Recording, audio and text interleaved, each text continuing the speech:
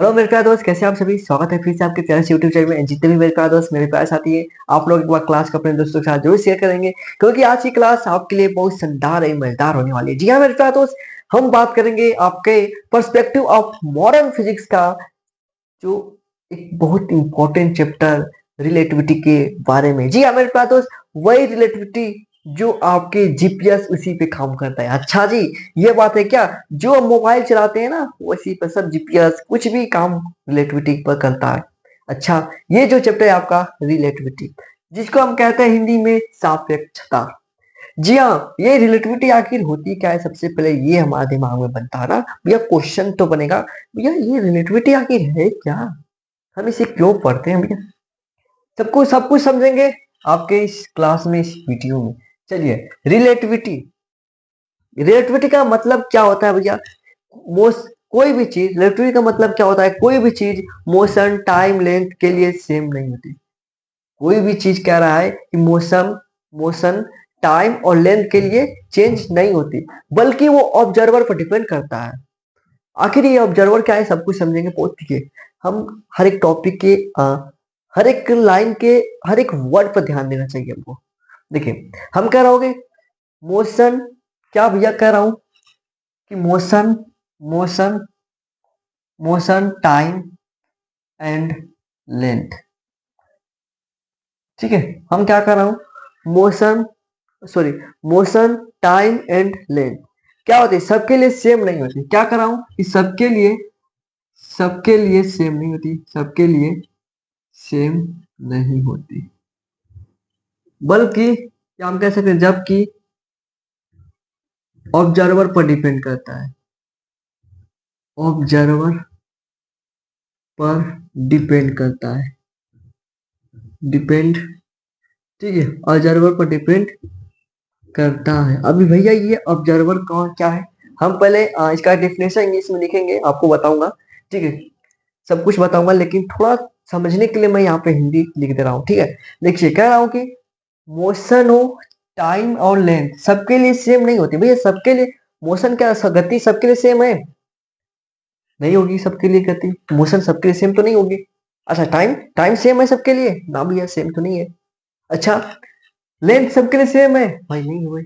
तो क्या है, ये आपके ऑब्जर्वर पर डिपेंड करता है। आप कह रहे हैं कि ऑब्जर्वर यानी कि आप किस तरीके से उसे, किस, हम कह सकते किस नजरिए से देख रहे हैं। सेम आराम, नॉर्मल भाषा में कह सकते किस नजरिए से, ऑब्जर्वर पर डिपेंड करती है। कि भैया मान लीजिए हम ट्रेन में बैठे हैं, ट्रेन में जा रहे हैं, चलो हम ट्रेन में घूमने चलते हैं। चलिए, आप घूमते हैं, हम आपको घुमाते हैं। ठीक है, आपको मैं घुमा रहा हूँ। मान लीजिए आप ट्रेन में बैठे हैं, ट्रेन में बैठ के आप जा रहे हैं, और प्लेटफॉर्म आया, प्लेटफॉर्म पे एक व्यक्ति खड़ा हुआ है कि हम भी चलेंगे ट्रेन में बैठ के। ठीक है, तो एक प्लेटफॉर्म पे व्यक्ति खड़ा हुआ है, तो भाई प्लेटफॉर्म वाला व्यक्ति देखेगा, आदमी दिखेगा, ये जब तक ट्रेन चल रही है, आगे की तरफ चल रही है, ठीक है, तो देखिएगा कि जो ये जो आप ट्रेवल कर रहे हैं ना, आप क्या कर रहे हैं, आप मोशन कर रहे हैं। भैया जो खड़ा है व्यक्ति, उसके लिए क्या मोशन कर रहे हैं। लेकिन अब ये क्वेश्चन होता है, जरा ध्यान देंगे, जो ट्रेन में बैठा है वो क्या, उसको वो क्या दिखेगा उस आदमी को, भैया वो रेस्ट में। तो ये क्या हुआ, ये आपके ऑब्जर्वर पर डिपेंड करने का, कैसे कर रहा है ऑब्जर्वर, डिपेंड उस पर कार्य कर रहा है। ये आपका रिलेटिविटी होता है। अच्छा, टाइम के बारे में बात करते हैं।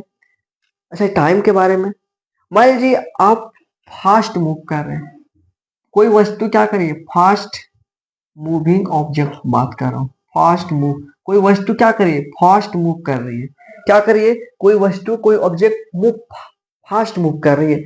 जब ये फास्ट मूव करेगा, जब ये फास्ट मूव करेगा, तो जो रॉकेट में, यानी कि टाइम क्या होगा उसके लिए, स्लो हो जाएगा। क्या हो जाएगा भैया, जो फास्ट मूव कर रहा है तो क्या होगा, टाइम उसके लिए स्लो होगा। अच्छा भैया, कैसे स्लो होगा, कोई व्यक्ति, मान लीजिए आप रॉकेट में बैठे हैं, आप रॉकेट में बैठे, ठीक है, आप रॉकेट में चलिए बैठ गए। अब इस ये व्यक्ति रॉकेट में बैठा है, तो उसके लिए क्या होगा, उसके लिए जो टाइम होगा ना, स्लो होगा। उसके लिए टाइम क्या होगा, जो रॉकेट में बैठा व्यक्ति के लिए टाइम क्या होगा, टाइम स्लो होगा, टाइम स्लो होगा। लेकिन जो भैया अर्थ पे है आदमी, पृथ्वी पर है आदमी, उसके लिए टाइम क्या होगा भाई, उसके लिए टाइम तो नॉर्मल रहेगा। तो ये क्या हुआ, ये आपके ऑब्जर्वर पर डिपेंड कर रहा है। ठीक है, किस तरीके से ऑब्जर्व कर रहे हैं। ओके, क्लियर है। तो भैया जो रिलेटिविटी को सबसे पहले आपके आइंस्टीन ने 1905 ईस्वी में बताया था। तो इसको भी आप अच्छे तरीके से याद रखेंगे कि उन्होंने कहा, ये सब आइंस्टीन का कहा हुआ है। आइंस्टीन ने कहा कि इसको इरेज कर देते हैं ना, इसको हटा देते हैं। या आइंस्टीन ने क्या कहा कि जो लॉ ऑफ फिजिक्स है, आइंस्टीन ने कहा लॉ ऑफ फिजिक्स है, क्या लॉ ऑफ फिजिक्स है, आइंस्टीन ने कहा था। कौन? आइंस मान लीजिए आइंस्टीन, ठीक है, ये आइंस्टीन लिखा हुआ। आइंस्टीन ने कहा कि जो लॉ ऑफ फिजिक्स है सबके लिए सेम होते हैं। क्या? सबके लिए सेम होते हैं। अच्छा, सेम होते हैं। भैया कौन कह रहा है? भैया आइंस्टीन का है कि जो लॉ ऑफ फिजिक्स है सबके लिए सेम होता है। अच्छा, ये तो कहा भी। उन्होंने कहा कि जो स्पीड ऑफ लाइट है, स्पीड ऑफ लाइट क्या होता है? कहेंगे 3 × 10⁻8, 3 × 10⁻8 मीटर प्रति सेकेंड होती है। ठीक है, ये होती है ना? हाँ जी, यही होती है। जो स्पीड ऑफ लाइट है ये भी सबके लिए क्या होगी? सबके लिए सेम होती है। अच्छा, ये भी हो गया क्या? हाँ जी, कहा कि उन्होंने कि जो लॉ ऑफ फिजिक्स है सबके लिए वही सेम होते हैं। लॉ ऑफ फिजिक्स जो भी भाई, कोई भी फिजिक्स का लॉ लग रहा है सबके लिए सेम होगा। और कहा कि स्पीड ऑफ लाइट सबके लिए क्या होगा? सेम होगा। 3 × 10⁸ मीटर प्रति सेकेंड है, तो ये सबके लिए होगा और ये कोई बदलेगा नहीं। इसके लिए यही होगा, सबके लिए सेम होगा। अच्छा, ये बात है क्या? हाँ जी। भैया सेम क्यों होंगी? भाई आप चाहे कितनी भी तेजी से चल रहे हो, लाइट ऑफ स्पीड से, आप भाई कितनी भी स्पीड से चल रहे हो, लेकिन ये आपके लिए इतना ही रहेगा, इसके लिए चेंज नहीं होगी। सबके लिए क्या होगी? ये सेम रहेगी। आप भाई कितना भी स्पीड से चलोगे ना, आपके 10⁻6 लगभग पहुंचोगे, 10⁻7 तक पहुंचोगे, लेकिन इससे अधिक भाई अभी स्पीड ऑफ लाइट से पार कुछ हुआ नहीं है।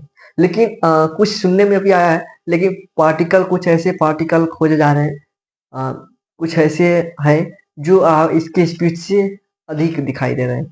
ठीक है, तो ये आपके लॉ ऑफ फिजिक्स के लिए हो गया। अच्छा, क्लियर है? बोलेंगे इतना समझ में आ गया, तो इसका डिफिनेशन लिख लेते हैं। रिलेटिविटी का पूरा डिफिनेशन कर लेते हैं। यहाँ से लिख लें, ऊपर लिख लेते हैं, नीचे ही लिख लें, यहाँ पे हो जाएगा ना। इसको हटा देते हैं तो हो जाएगा। ठीक है, तो चलो इस पूरा हटा देते हैं। इसको स्क्रीनशॉट तक आप लिख लीजिएगा। ठीक है, इसको लिख लीजिएगा। हम बात करते हैं, आपकी डिफिनेशन लिख लेते हैं, और डिफिनेशन भी जरूरी है रिलेटिविटी का। ओके, चलिए देखिए डिफिनेशन क्या कहता है।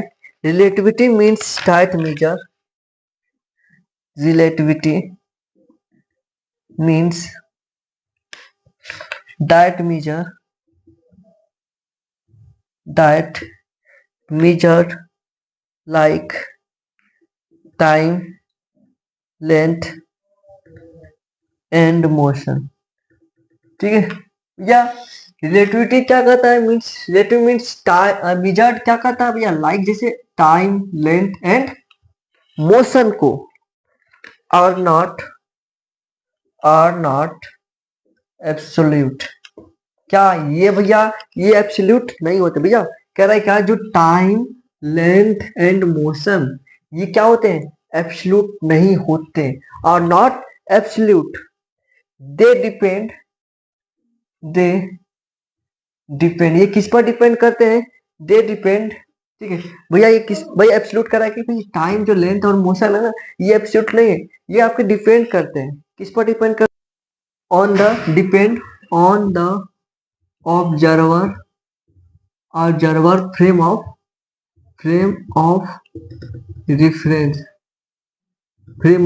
ये किस पर भैया? ये ऑब्जर्वर पर डिपेंड करते हैं जी। फ्रेम ऑफ रेफरेंस पे ऑब्जर्वर किस तरीके से फ्रेम ऑफ रेफरेंस की सहायता से, फ्रेम ऑफ रेफरेंस से उस टाइम, लेंथ और मोशन को ऑब्जर्व कर रहा है। ठीक है, तो क्या कह सकते हैं कि relative means that measure like time, length and motion और not absolute, they depend observer frame of reference. अच्छा, ये फ्रेम ऑफ रेफरेंस आके होता है क्या? ये भी क्वेश्चन उठेगा ना, हमको मालूम है। आप दिमाग में हर एक वर्ड का मैं कर रहा हूँ कि बताऊंगा, बस आप ध्यान से देखते रहिएगा। अच्छा, ये फ्रेम ऑफ रेफरेंस क्या है? अब ये हमारे दिमाग में बचाना आया, जरा समझते हैं अब फ्रेम ऑफ रेफरेंस के बारे में। ठीक है, फ्रेम ऑफ लिख लीजिएगा हेडिंग, फ्रेम ऑफ रेफरेंस, ठीक है। फ्रेम ऑफ रेफरेंस के बारे में समझते हैं। देखिए फ्रेम ऑफ रेफरेंस क्या होता है इसको समझते हैं, जरा ध्यान दीजिएगा। फ्रेम ऑफ रेफरेंस क्या होता है कि फ्रेम ऑफ रेफरेंस का मतलब है कि वो पॉइंट या सिस्टम जिसके रिस्पेक्ट में हम किसी पार्टिकल की पोजीशन को क्या करते हैं, पार्टिकल की पोजीशन की स्पीड को, या हम कह सकते हैं उसके मोशन को ऑब्जर्व करते हैं। यानी कि हम कह सकते हैं कि भैया डिस्क्राइब करते कह सकते हैं कि अगर हम कोई पार्टिकल की, मान लीजिए यहाँ पे हमारा पार्टिकल पॉइंट पी है, ठीक है, इस स्पेस में हम एक पार्टिकल हमारे से पार्टिकल है, तो हम किसको भैया जरा ध्यान देंगे, इसको, ये पार्टिकल, यार ये हमें कोऑर्डिनेट सिस्टम बना लिया, ठीक है, नीचे दिखाई दे रहा है ना, ओके, थोड़ा बहुत दिखाई दे रहा है, ओके, ये आपका एक्स है, वाई है, जेड है। तो हम कोऑर्डिनेट सिस्टम से देखते हैं, ठीक है, टू डी डायमेंशनल या थ्री डायमेंशनल से हम देखते हैं कि कोई पार्टिकल का पोजीशन कहाँ है, कोई पार्टिकल का पोजीशन कहाँ है, ठीक है, वही आपको क्या कहलाता है, फ्रेम ऑफ रेफरेंस कहलाता है। आप कहाँ से देख रहे हैं, आप कोई वस्तु को आप कहाँ से देख रहे हैं, जहां से आप देख रहे हैं वो आपका लिए फ्रेम ऑफ रेफरेंस है। मान लीजिए हम इस वस्तु को यहाँ से वहां पे वस्तु है, तो हमारे लिए फ्रेम ऑफ रेफरेंस वहां से है, यानी कि इसके वो एक्स और वाई के अकॉर्डिंग है, एक्स और वाई के अकॉर्डिंग हमारे frame of reference point P यहाँ पे है। तो आपके लिए क्या होगा, कह सकते हैं कि जो आपका फ्रेम ऑफ रेफरेंस है, फ्रेम ऑफ रेफरेंस है, हम जहां से भैया इसको ऑब्जर्व करते हैं, यानी कि कहाँ से हम उसको देख रहे हैं, ओके, ये आपका फ्रेम ऑफ रेफरेंस है। तो लिख लीजिएगा, कह सकते हैं कि ए फ्रेम, इसका तो इसका हम डिफिनेशन लिख लेते हैं, a system of coordinate coordinate coordinate axis coordinate axis which define the position, ठीक है, position of a particle, position of a particle in 2 2 or 3, लिख लेते हैं 2 or 3 dimensional space is called a frame of reference, frame of reference, ठीक है। यानी कि एक ऐसा सिस्टम जिसमें एक ऐसा कोऑर्डिनेट सिस्टम, एक कह सकते हैं कि एक ऐसा कोऑर्डिनेट एक्सिस सिस्टम जिसमें डिफाइन करते हैं पोजीशन ऑफ पार्टिकल, भैया पार्टिकल का पोजीशन के बारे में, जो दो या तीन डायमेंशनल स्पेस जो होता है, 2 या 3 डायमेंशनल स्पेस के लिए उसको हम कहते हैं फ्रेम ऑफ रेफरेंस कहते हैं, ठीक है। तो ये आपका फ्रेम ऑफ रेफरेंस हो गया। अब ये जो फ्रेम ऑफ रेफरेंस है, हाँ जी क्लियर है, समझ में आ गया, ओके, जरा ध्यान दीजिएगा। ये जो फ्रेम ऑफ रेफरेंस है दो प्रकार के होते हैं, दो टाइप के होते हैं, टू टाइप के होते हैं, दो प्रकार के फ्रेम ऑफ रेफरेंस होते हैं। जरा इसको समझते हैं, जो आपके फ्रेम ऑफ रेफरेंस के कितने प्रकार है, टू टाइप के। तो ये जो फ्रेम ऑफ रेफरेंस है, जरा कौन कौन से होते हैं भैया, जरा ध्यान देंगे, फ्रेम ऑफ रेफरेंस कौन कौन से होते हैं, कहेंगे कि जो आपके फ्रेम ऑफ रेफरेंस है, ठीक है, इसको भी हटा लेते हैं, कह सकते हैं कि frame of reference, frame of reference के बारे में बात कर रहा हूँ। ये आपके दो प्रकार के होते हैं। आपका पहला होता है inertial frame of reference, inertial frame of reference. दूसरा आपका होता है non non inertial frame of reference, ठीक है, non inertial frame of reference. अच्छा, ये इनर्शियल फ्रेम ऑफ रेफरेंस क्या होता है and non inertial frame of reference क्या होता है, इसके बारे में जरा समझते हैं। देखिए सबसे पहले हम बात करते हैं इनर्शियल फ्रेम ऑफ रेफरेंस, इसको आपने लिख लिया होगा, ठीक है, इसको हम इरेज करते हैं, भैया कहाँ गया, इसको इसे इरेज करते हैं, ठीक है। हम इसके बारे में जरा बात करते हैं, किसके बारे में भैया, ये आपके इनर्शियल फ्रेम ऑफ रेफरेंस के बारे में बात करते हैं। भैया इनर्शियल फ्रेम ऑफ रेफरेंस क्या होता है, inertial inertial frame of reference के बारे में बात कर रहे हैं। देखिए इनर्शियल फ्रेम ऑफ रेफरेंस क्या होता है, इसमें क्या होता है, इनर्शियल फ्रेम ऑफ रेफरेंस में न्यूटन लॉ वैलिड होता है, न्यूटन फर्स्ट लॉ वैलिड होता है। अच्छा भैया न्यूटन फर्स्ट लॉ क्या होता है, जरा एक बार कमेंट में जरा कर दीजिएगा। तो न्यूटन फर्स्ट लॉ, इसमें क्या होता है, Newton Newton Newton first law इसमें क्या होता है, वैलिड होता है, यानी कि इसमें शामिल होता है। क्या होता है, न्यूटन फर्स्ट लॉ कह सकते हैं कि एक ऐसा फ्रेम ऑफ रेफरेंस जिसमें न्यूटन फर्स्ट लॉ, एक ऐसा फ्रेम रेफरेंस जिसमें जिसमें न्यूटन फर्स्ट लॉ यानी कि लॉ ऑफ इनर्शिया कह सकते हैं ना, इसे हम कह सकते हैं, यहाँ पर लिख देता हूं, लॉ ऑफ इनर्शिया, जिसमें लॉ ऑफ इनर्शिया यानी कि न्यूटन का फर्स्ट लॉ क्या हो, वैलिड होता है, उसे इनर्शियल फ्रेम ऑफ रेफरेंस कहते हैं। भैया जरा ध्यान देना, अगर कोई वस्तु, जरा ध्यान देंगे, अगर मान लीजिए ये वस्तु क्या हो, अगर ये ऑब्जेक्ट क्या हो, रेस्ट में है, तो इस पर कोई एक्सटर्नल फोर्स जब तक नहीं लगाएंगे भैया, जब एक्सटर्नल फोर्स लगाएंगे तो क्या हो जाएगा, ये मोशन में हो जाएगा। जब तक कोई वस्तु पे कोई ऑब्जेक्ट पे एक्सटर्नल फोर्स ना लगे, वो आपका इनर्शिया फ्रेम ऑफ रेफरेंस कहलाएगा। माने कि कोई सा फोर्स क्या हो, इसमें फोर्स क्या हो, F इक्वल टू क्या हो, आपके जीरो, शून्य के बराबर, इक्वल शून्य हो, ठीक है, जीरो हो, ठीक है। तो frame of reference, inertia frame of reference क्या होता है, जिस पर न्यूटन लॉ का फर्स्ट लॉ, न्यूटन का फर्स्ट लॉ वैलिड होता है। ओके, जैसे ट्रेन अगर कांस्टेंट स्पीड से चल रही है, मान लीजिएगा कोई ट्रेन कांस्टेंट स्पीड से चल रही है अगर स्ट्रेट में, तो क्या होगा, वो आपका इनर्शियल फ्रेम ऑफ रेफरेंस होगा। कोई ट्रेन क्या हो, कांस्टेंट स्ट्रेट लाइन में कांस्टेंट स्पीड से चल रही है, तो आपके लिए इनर्शियल फ्रेम ऑफ रेफरेंस होगा। क्लियर है, तो ये आपका इनर्शियल फ्रेम ऑफ रेफरेंस होगा। भैया जब तक कोई वस्तु पे अगर बल लगा रहे हैं, एक्सटर्नल फोर्स लगाएंगे तभी तो होगा, ठीक है। मोशन में है, हाँ, जिसे अगर कोई वस्तु क्या हो, अगर कोई ऑब्जेक्ट मोशन में है, तो भैया इस पर एक्सटर्नल फोर्स लगाएंगे तो होगा, तो एक्सटर्नल फोर्स नहीं लगाएंगे तो भैया ये मोशन में रहेगा। अगर ये जो ऑब्जेक्ट है क्या होगा, मोशन में रहेगा। अगर इस पर एक्सटर्नल फोर्स लगा रहे हैं तो भैया वो non inertial frame of reference में चला जाएगा। ओके, तो ये आपका इसका डिफिनेशन लिख लेते हैं, इसको हटाते हैं, यहीं पे नीचे डिफिनेशन साथ साथ लिख लेते हैं।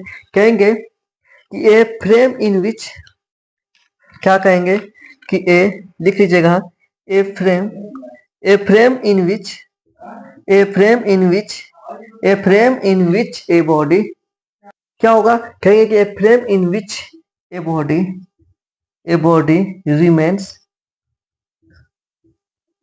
रिमेन्स एट रेस्ट और moves with uniform uniform velocity unless acted upon by an external force is called inertial frame of